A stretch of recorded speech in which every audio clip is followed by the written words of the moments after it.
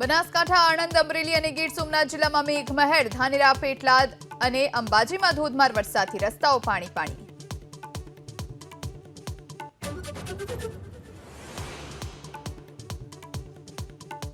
સુરતના ઉધના દરવાજા બ્રિજ પર ભ્રષ્ટાચારના ગાબડા. વરસાદના કારણે બ્રિજના કેટલાક ભાગનું ધોવાણ થતા સળિયા બહાર દેખાયા.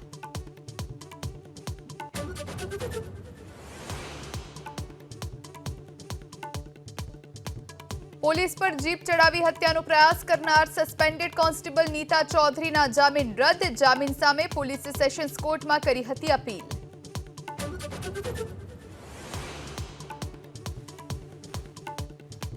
મોસ્કોમાં ભારતીય સમુદાયને પ્રધાનમંત્રી મોદી બોલ્યા, ત્રીજી ટર્મમાં 3 ગણી તાકાતથી કરશે કામ. રશિયામાં 2 નવા કોન્સ્યુલેટ શરૂ કરવાની કરી જાહેરાત.